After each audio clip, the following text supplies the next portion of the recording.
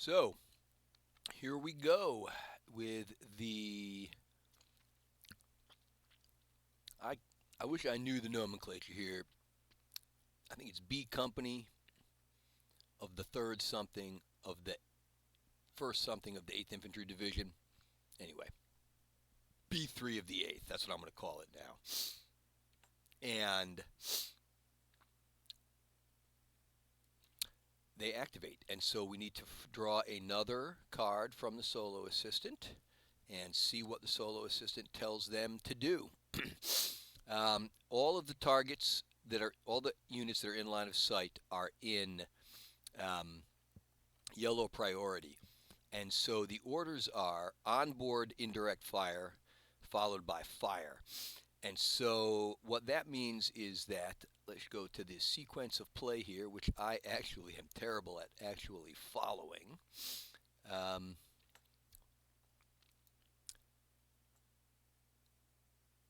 yeah, this is the best one, right? Okay, so we're in the operations phase here, right? So we start it, draw the formation. Um, so we refresh all the units in the formation, update command and leader status, reload any missiles that need to be reloaded, remove disruption markers, attempt to call in offboard artillery, and active units or stacks act. So what we're doing here is closing this. So this unit right here is a self-propelled mortar. That is an onboard indirect fire unit. And so the card is telling us to execute any onboard indirect fire. It is not telling us to call in offboard indirect fire. So the artillery strikes that NATO has available are not coming in yet. And so this unit is an on-map unit, so it activates during the activation phase. So I make a decision about which unit to activate first. I make that decision for the solo player. I'm trying to take these ops complete markers off here. Let's get rid of those so those units can all act. And so right now, the units on the hill have line of sight, certainly to this forest hex here, where there are two good order enemy units. They can see this disrupted and reduced enemy unit, but that doesn't seem like a very good use of firepower at this moment in time. And now can they see this unit? And I'm going to say no. I think that that is clipped by the hill, and so those units are out of sight. These units are clearly out of sight, and then those units are out of sight. But let's see. I don't think it matters in this case, but let's see if they can see. Yeah, they can well, no, 1, 2, 3, 4, 5, 6 hexes to that, then 1, 2, 3, 4. So I'm saying no, they don't have line of sight there. I might be wrong about that. I am not super good at sorting out the line of sight rules in any game I ever play. So the units that are eligible to launch an immediate attack against this unit are these units here: the infantry unit with the dragon, and the Abrams tank, which is by far the best of the units. The dragon would be firing at extended range. 1, 2, 3, 4, 5, 6. Yeah, it would be extended range. The Abrams would be firing at effective range. The headquarters can act as a spotter to call in indirect fire from this mortar. And it's also possible this unit here, the M901 ITV, I don't know what ITV stands for, it's an anti-tank guided missile unit. That unit could potentially move to where it can see the enemy and take a shot. Let's look at the player aid card up here about movement and fire. So, any ground unit with black, blue, or green armor piercing or high explosive firepower can move up to half its movement points and take a shot with -2 firepower dice, which is a significant reduction. NATO units with orange can go half move and just fire away, and then if they move up to their full movement allowance, they still get to take a shot, losing only one. The Soviet advanced units, the T-80s, not quite as good as the American units. And helicopters, when they get here, they can just run around and do mostly anything that they want if they don't get shot down. So, this unit could theoretically move 1, 2, 3. That's half movement points right there. I think that's got a 6, right? Yep. 1, 2, 3. And it could then take a shot, but the shot would only be with 2 dice to hit instead of 4. And then that unit, which is a thin skid unit, would be exposed in open terrain. That doesn't seem like a good idea. Let's see if the card tells us anything about it. So that unit would deal with the secondary order category here. It doesn't have a unit in sight.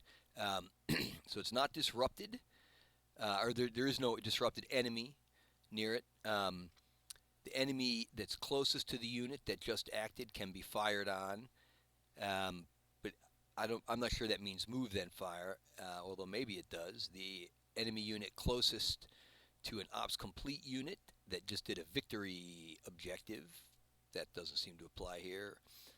And if there's a disrupted enemy unit, then move away. So to me, I don't think that this section of commands orders the unit to do anything specific, and I don't think it's a good idea for this unit to move just yet. So I'm going to keep it in place. The infantry can't move in and do anything. And these armored personnel carriers here, they probably aren't doing anything. So we're going to shoot with the tank, and we're going to shoot with the dragon. Although again, I don't think I would, but I believe that this card saying fire means that if you can fire, you're expected to fire. So I'm going to follow that order. The headquarters is stacked with the Abrams. Excuse me. So the Abrams is going to take a shot out here at this stack of units. So as before, it's going to fire 6 dice because it has the headquarter command value, and it's going to need 5 to score a hit. And that's pretty good. 1, 2, 3. So the tanks have an armor value of 3 needing 5, so they're going to roll 3 dice with a 5 to save, and they're in the woods, which is 1 additional defense die, so they're going to roll 4 dice hoping to save those 3 hits. And they saved 2 of them, so that was a good showing. This unit down below, we're going to call it disrupted. Again, they're both the same, so it doesn't matter which unit takes the hit. And the Abrams is now ops complete. And now the infantry unit that has a dragon is going to take a shot. And, oh gosh, I did not think to figure out what the long range penalty is. I think it's -1. I'm not going to take your time to go into the rules. I'm going to assume it's -1 die. So this is going to the dragon's going to fire with 2 dice needing 4s to hit, and it's going to fire at the undisrupted unit, because if it ends up with only 1 hit, it would like to disrupt both of those tanks instead of reduce one and leave the other in good order. Here we go. That is 2 hits. That was well done. And so again, this tank gets 4 dice, needing a 5 to save. And it fails all the saves. So the currently good order tank is now going to become disrupted with the first hit and reduced. Oh, I did the wrong one.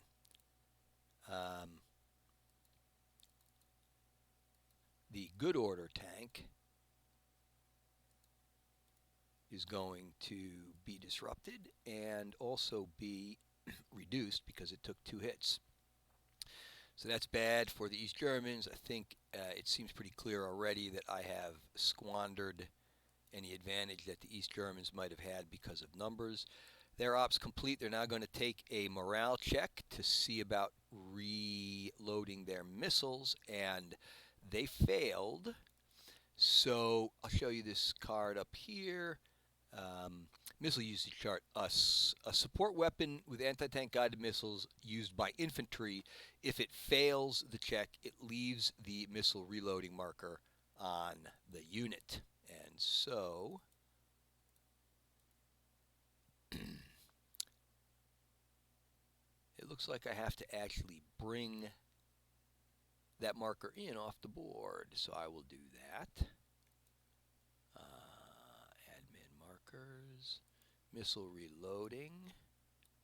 I'm going to stick that there, even though it might be on the tank. We're going to know that it applies to that infantry unit. So now this mortar is going to take a shot, and we have to decide where we think it can do the most good in case it gets a lot of hits. And so the headquarters is going to call in fire for that mortar unit acting as a spotter, and they're going to drop here. The good order unit will have to take the first hit if there are more than one hit, and then if there's a second hit that doesn't get saved, it will be eliminated. So the artillery, or the mortar, rolls 3 dice needing a 5. So here we go. And they score 2 hits. And so once again, 4 dice needing 5s for saves. And it saves both hits. So well done for those tankers in that moment. And the mortar is now marked ops complete. Now,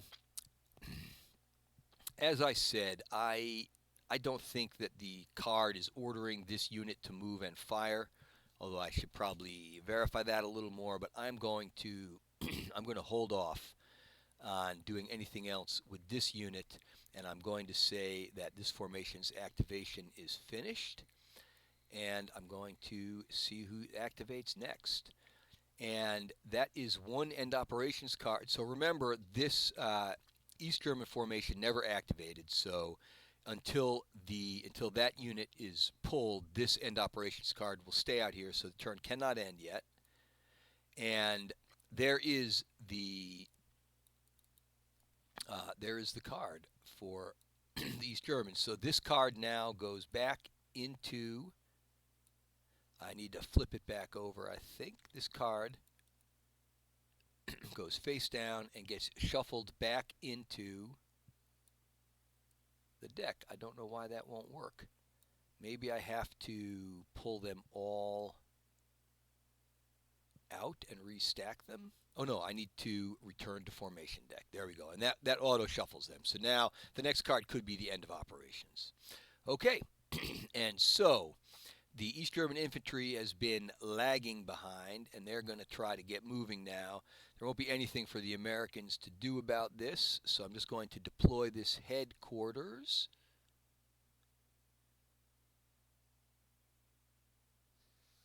Does something seem fishy here? Are these units all weirdly stacked? No. No. Oh, you know what? So this module has some excellent functionality, and so one thing that I should have done is I should have selected the armored personnel carriers and load infantry to indicate that they are loaded. When you play the board game, you do that by stacking, but that's a great little thing that they've done in this module here. I really enjoy Vassal modules that have a lot of programming in them. I appreciate the designers who do that. So I'm just going to take a minute and indicate in all these cases when an APC is loaded. Load infantry. Load infantry. Wait, I think this one I selected the wrong thing. I selected unload or something. Well, it looks like I can't do anything different with that. All right, let me see what's going on here. Load infantry. Load infantry. All right, that infantry is loaded. Sorry to make you live inside my mind of insanity and such. And all my fiddliness. Load infantry.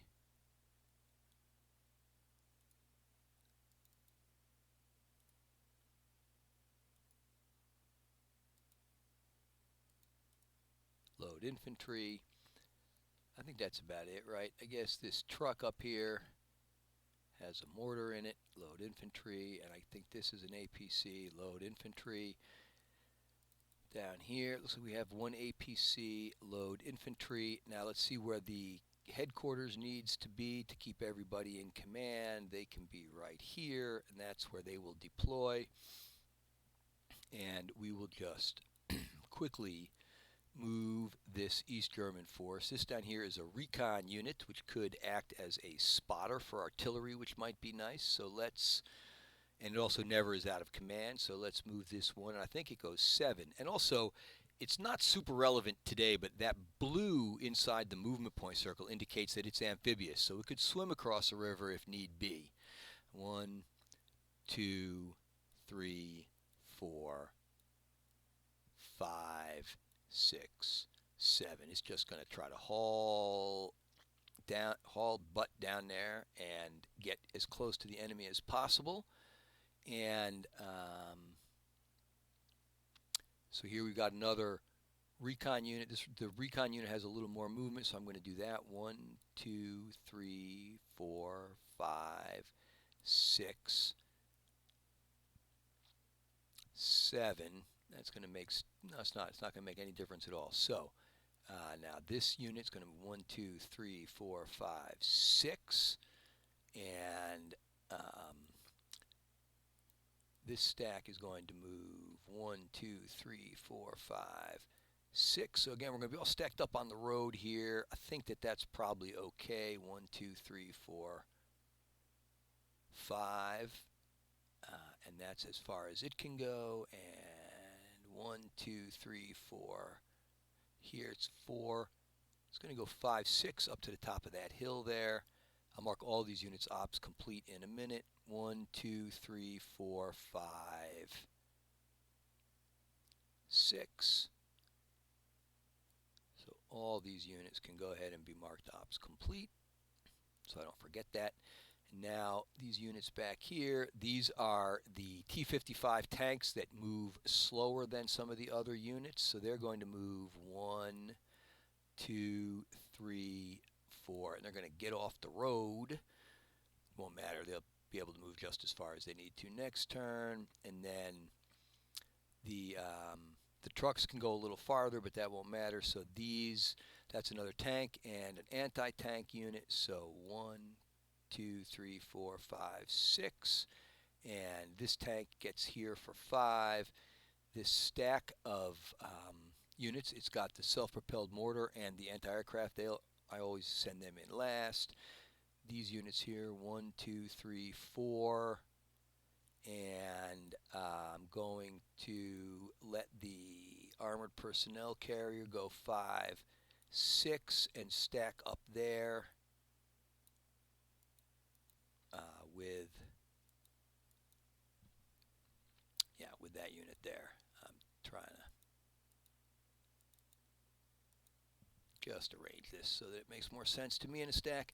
And then 1, 2, 3, 4, and the artillery will go ahead and come up here. And so now all of these units are also ops complete, and I probably should have done that when I moved these units here, but let's just mark them ops complete.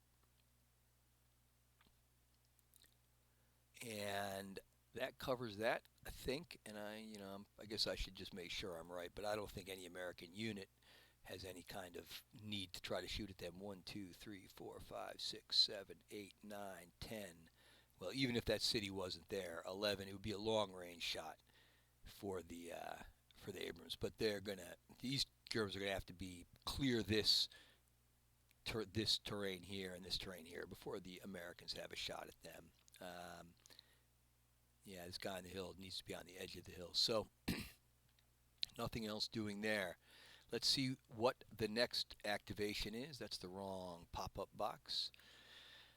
The next activation is the A5th of the 8th Infantry Division. They are these units right here. They got a bunch of Abrams.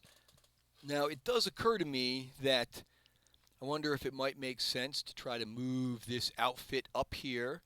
It looks like potentially they could help chew up the Wait a minute. Hold on. Is this the reinforcements? Give me a second. This is the reinforcements coming in. All right. So I'm going to pause the video here because I need to sort out in my mind what I'm going to do with these reinforcements, and I don't want to make you watch me fiddle with all the module pieces and things like that. All right. Pausing now.